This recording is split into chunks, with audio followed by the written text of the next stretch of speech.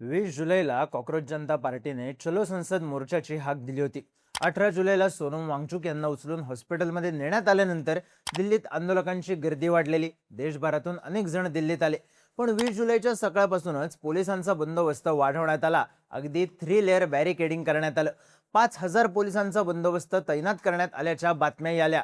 पण हा मोर्चा संसद भवनावर एकत्रपणे पोहोचू शकला नाही, कारण ठरलं मोर्चावर झालेला lathicharge. Delhi police, rapid action फोर्सचे जवान यांच्याकडून आंदोलकांवर लाठीचार्ज करण्यात आला। या लाठीचार्जची तीव्रता इतकी भयानक होती की कित्येक आंदोलक जखमी झाले। रक्तबंबाळ झालेल्या एका आंदोलकाचा व्हिडिओ प्रचंड व्हायरल झाला।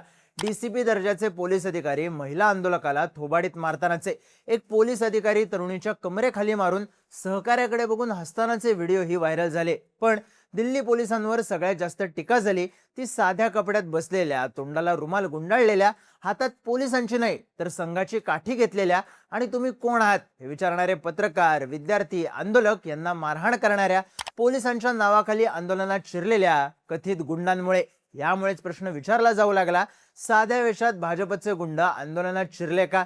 पण दिल्ली पोलिसांवर काय आरोप होत आहेत, ते नेमके का होत आहेत आणि दिल्ली पोलिसांनी यावर काय स्पष्टीकरण दिलंय, पाहूयात या व्हिडिओमधून। नमस्कार, मी चिन्मय आणि तुम्ही पाहताय बोलभिडू। साध्या वेशात भाजपचे गुंड होते का, हा आरोप होण्याचं मुख्य कारण आहे आंदोलन स्थळी दिसलेलं दृश्य। जर डोळ्यांसमोर हिंसा होत असेल, देशाच्या सुरक्षेला धोका पोहोचत असेल, तर पोलीस किंवा सुरक्षा दल बळाचा हलका वापर करू शकतात असं नियमात लिहिलंय। त्यात देशाच्या संसदेवर मोर्चा जात असल्यानं पोलीस, सुरक्षा दल यांचा मोठा बंदोबस्त तैनात करण्यात आला होता। पण मोर्चेकऱ्यांवर जबरी लाठीचार्ज झाला। मोर्चा सुरू होण्याआधीच आंदोलकांना पांगवण्यासाठी लाठीचार्ज झाला। काही आंदोलकांना 5 ते 7 पोलिसांनी घेरला आणि लाठ्या मारल्या। महिला आंदोलकांसोबतही हीच परिस्थिती होती। पण आंदोलकांवर लाठीचार्ज करणारे फक्त पोलिसांच्या खाकी वर्दीमधलेच नव्हते। काही फोटोज आणि व्हिडिओ व्हायरल झाले आणि त्यामुळेच प्रश्न विचारण्यात आले। जिथे पोलिसांकडून आंदोलकांवर लाठीचार्ज झाला त्या ठिकाणीच फुटपाथच्या कडेला काही तरुण बसले होते। या तरुणांच्या हातात लाठ्या होत्या, पण त्यांच्या अंगावर वर्दी नव्हती, तर त्यांनी साधे शर्ट्स आणि चॉकलेटी किंवा खाकी रंगाच्या पॅन्ट घातल्या होत्या। सगळ्यात महत्त्वाची गोष्ट म्हणजे यातल्या बऱ्याच जणांनी आपले चेहरे रुमालाने झाकले होते। जेव्हा या तरुणांना ते कोण आहेत, ते पोलीस आहेत का, त्या आंदोलकांवर लाठीचार्ज का करतायत, पोलीस आहात तर तुमची वर्दी कुठे, असे प्रश्न आंदोलकांनी विचारले, तेव्हा या साध्या वेशातल्या लोकांनी त्यांनाच मारहाण केली।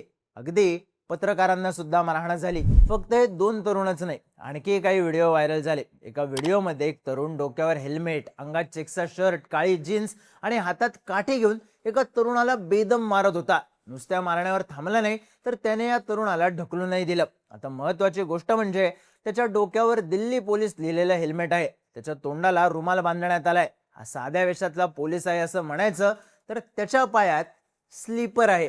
पोलीस असो, सुरक्षा दलातला अधिकारी असो किंवा अगदी साध्या वेशातला अधिकारी असो, आंदोलन स्थळी येताना कुणी अधिकारी स्लीपर घालून का येईल, इतका साधा प्रश्न विचारला जाऊ लागला। मग एका पत्रकाराने याच तरुणाला तुम्ही वर्दी का नाही घातली, तुमचं नाव काय आहे, तुम्ही या विद्यार्थ्यांना का मारत आहात, असे प्रश्न विचारले। उत्तर म्हणून काय मिळालं, तर या साध्या वेशातल्या कथित पोलिसाने त्या पत्रकारालाच लाठ्या मारल्या। हे धक्कादायक होतंच, पण त्यानंतर लागलीच आणखी एक धक्कादायक गोष्ट घडली। साध्या कपड्यात उभं राहून लाठी मारणाऱ्या तरुणाच्या मदतीला एक वर्दीमधला पोलीस अधिकारी पुढे आला। या पोलीस अधिकाऱ्याला पत्रकाराकडून जेव्हा प्रश्न विचारण्यात आले, तेव्हा त्या पोलीस अधिकाऱ्याने पत्रकारालाच तिथून अक्षरशः हाकलून लावलं। या पोलीस अधिकाऱ्यानेही अर्थातच एकही प्रश्नाचं उत्तर दिलं नाही, पण याबद्दलही मौन बाळगलं की साध्या वेशात येऊन लाठीचार्ज करणारी व्यक्ती आहे तरी कोण। विषय फक्त साध्या वेशात आलेल्यांचा नव्हता। आंदोलन स्थळी पोलीस जमलेले, या पोलिसांमध्ये 2 जण होते। अंगावर दिल्ली पोलिसांची वर्दी घातलेली, पण शर्टचं बटन उघडं होतं। या दोघांच्या चेहऱ्यावर दाढी होती, नीट ग्रूम न केलेली स्टायलिश दाढी। आता साधा नियम आहे, पोलिसांना दाढी ठेवता येत नाही, ठेवायचीच झाली तरी ती धार्मिक कारणांमुळे ठेवता येते आणि ती ग्रूम करून ठेवावी लागते। पण अंगावर वर्दी आणि हातात लाठी घेऊन पोलिसांच्या घोळक्यात उभे राहिलेल्या दोघांकडे बघून एकच प्रश्न उपस्थित केला जात होता, हे दोघं खरंच पोलीस आहेत का? एक नाही तर अनेक जण होते जे साध्या कपड्यात होते, तोंडाला रुमाल बांधलेला, पायात स्लीपर होती, पण हातात काठी आणि डोक्यावर हेल्मेट होतं। दिल्ली पोलीस लिहिलेलं हेल्मेट, यातल्या काहींच्या अंगात खाकी रंगाची पॅन्ट होती। त्यात जर कुणी या साध्या वेशातल्या लोकांना तुम्ही पोलीस आहात तर तुमची वर्दी कुठे आहे, तुमची नेमप्लेट कुठे आहे, असे प्रश्न विचारले, तर प्रश्न विचारणाऱ्यांना मारणारे, हाकलणारे वर्दीतले पोलीसच होते. त्यामुळेच प्रश्न विचारला जाऊ लागला, पोलीस आंदोलकांना मारहाण करतायत, पोलीस मोर्चा पुढे सरकू देत नाहीयेत, मग पोलीस या साध्या वेशातल्या लोकांना संरक्षण का देत आहेत? आता या सगळ्यात हे भाजपचे गुंड असल्याचे आरोप का झाले? तर आंदोलनस्थळी असलेल्या या साध्या वेशातल्या कथित अधिकाऱ्यांनी खाकी रंगाच्या पॅन्ट घातल्या होत्या, काहींच्या हातात लाट्या होत्या, तर काहींच्या हातात राष्ट्रीय स्वयंसेवक संघाचे स्वयंसेवक वापरतात तो दंड. साहजिकच प्रश्न विचारला गेला की जर हे पोलीस आहेत तर त्यांच्याकडे संघाचा दंड का आहे?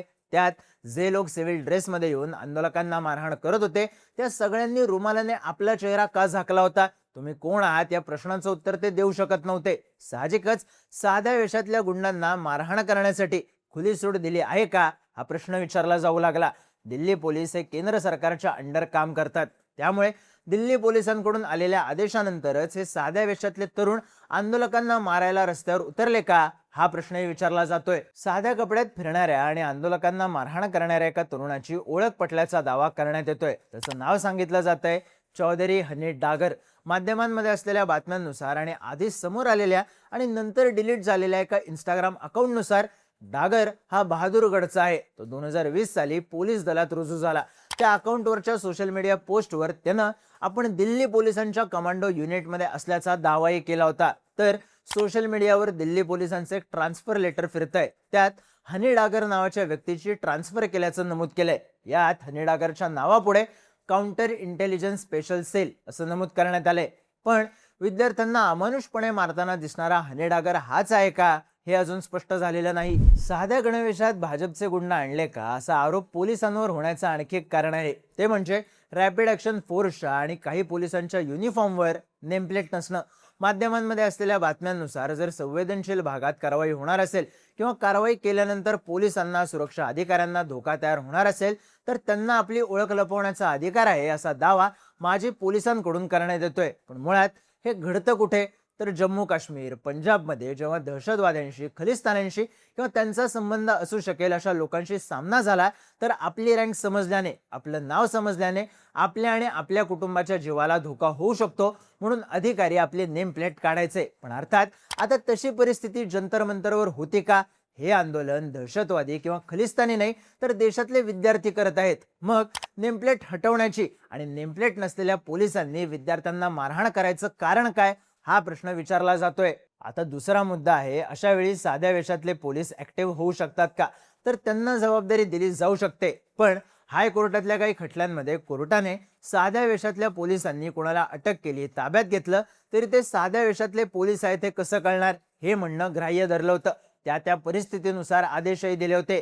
त्यामुळेच पोलिसांच्या कारवाईवर प्रश्न उपस्थित होत आहेत. पण साध्या वेशात येऊन आंदोलक विद्यार्थ्यांना मारहाण करणारे, चेहरा झाकणारे आणि ओळख विचारल्यावर बेदम मारहाण करणारे कोण आहेत हा प्रश्न जेव्हा दिल्ली पोलिसांना विचारण्यात आला तेव्हा त्यांनी ते स्पेशल स्टाफ मधले आहेत आणि अशा टीम्स मधले ज्या ऍक्टिव्ह पोलिसिंग ड्युटीचा भाग नसतात. ही कुठलीही बेकायदेशीर नियुक्ती नाही. कायदा व सुव्यवस्था राखण्याचा प्रश्न येतो त्यावेळी त्यांना पाठवणं हे बेकायदेशीर नाही आणि याआधी कधी घडलंच नाही असंही नाही, असं दिल्ली पोलिसांच्या काही अधिकाऱ्यांनी द प्रिंटशी बोलताना सांगितलं. थोडक्यात दिल्ली पोलिसांनी हे साध्या वेशातले लोक पोलीसच असल्याचा दावा केला असला तरी अनेक प्रश्न अनुत्तरित आहेत. जर हे स्पेशल स्टाफ मधले पोलीस आहेत तर त्यांच्या कानात बाळी का आहे? त्यांनी दाढी का वाढवली? ते स्पेशल स्टाफ मधले आहेत तर ते तसं सांगत का नाहीत? त्यांच्या पायात साधी स्लीपर का आहे? आणि जर दिल्ली पोलिसांचं हेल्मेट आहे तर युनिफॉर्म का नाही? आणि स्पेशल स्टाफ मधल्या पोलिसांच्या मदतीसाठी साधे पोलीस का धावून जात आहेत? असे अनेक प्रश्न आता विचारले जात आहेत. JNU मध्ये झालेल्या आंदोलनावेळी ABVP आणि भाजपच्या कार्यकर्त्यांनी आंदोलक विद्यार्थ्यांना केलेली मारहाणीची घटना यामुळे चर्चेत आली, कारण त्यामध्येही चेहऱ्याला रुमाल गुंडाळून तोडफोड करणारी कोमल शर्मा ही ABVP ची कार्यकर्ती निघाली होती. त्यामुळे आताही तसाच प्रकार होतोय का असा प्रश्न सातत्याने पुढे येतोय, कारण चेहरा झाकण्याचा, आंदोलकांना मारण्याचा पॅटर्न सेम आहे. त्यामुळे साध्या वेशात भाजपचे गुंड आहेत का? आणि ते पोलीस असतील तर वर्दीतले पोलीसच त्यांच्या सुरक्षेसाठी का धावतायत? आणि ओळख लपवून आंदोलकांना मारहाण करावी अशी परिस्थिती खरंच आहे का? हे प्रश्न देशाच्या राजधानीच्या आणि भाजप सरकारच्या अंडर येणाऱ्या दिल्ली पोलिसांना विचारले जात आहेत. दिल्ली पोलिसांवर होणाऱ्या आरोपांबद्दल तुम्हाला काय वाटतं? तुमची मतं आणि प्रतिक्रिया कमेंट करून नक्की सांगा. माहितीपूर्ण व्हिडिओज पाहण्यासाठी बोलबिडूच्या YouTube चॅनलला सबस्क्राईब करायला विसरू नका.